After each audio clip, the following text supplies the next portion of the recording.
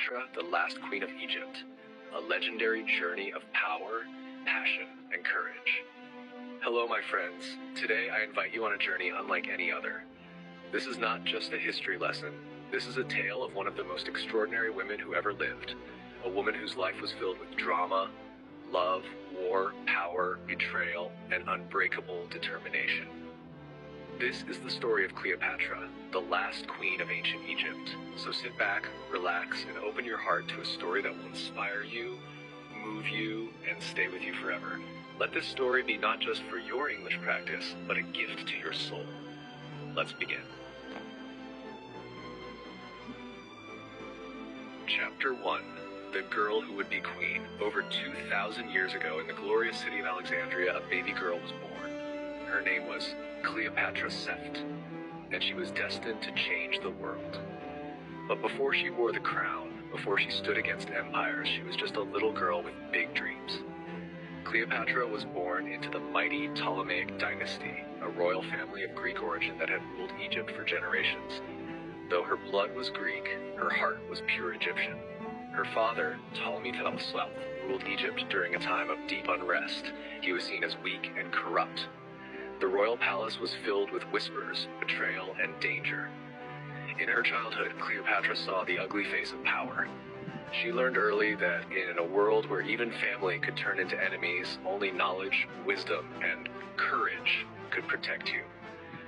While most women in her time were not allowed to study, Cleopatra became a master of learning. She spoke Greek, Latin, Egyptian, and many more languages. 7 or more, they say. She read books on science, politics, math, medicine. She was hungry for knowledge. She didn't just want to wear the crown. She wanted to deserve it. And she had something else, something that couldn't be taught, a powerful charm. Her voice was said to be so enchanting it could soften even the hardest heart. But her childhood was not a fairy tale. When she was just 14, her mother vanished. Some say she died, others say she was murdered. Her father grew sick, and Cleopatra, still only a teenager, knew her time had come. She was not afraid. She was ready. Chapter 2. Rise of the Queen. At just 18, Cleopatra stood on the edge of history. Her father was gone, and his final wish declared she would rule, but not alone. She was forced to share Egypt's throne with her younger brother, Ptolemy XIII, a mere boy of 10.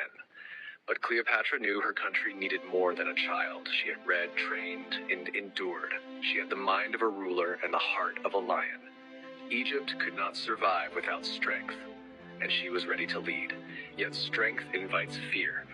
Ptolemy's advisors saw her not as a partner, but a threat. They whispered lies, spread doubt, and soon drove her into exile. Stripped of power, cast into the desert with only a few loyal souls and a fire that would not fade. Cleopatra did not break. She waited, she watched, she planned. And then, destiny arrived in the form of Julius Caesar, Rome's greatest general. Cleopatra saw her moment. She had no army, but she had courage.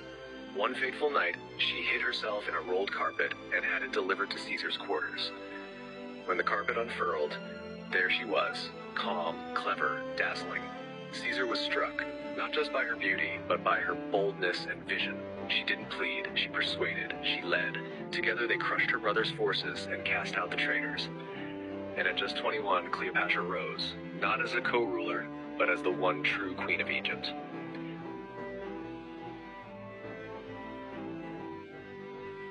Chapter 3. Love, Legacy, and Loss. Cleopatra and Caesar were more than political partners. They were lovers, united by ambition and desire as vast as the Nile. Together they imagined a new empire, Egypt and Rome, side by side, ruled by strength and vision.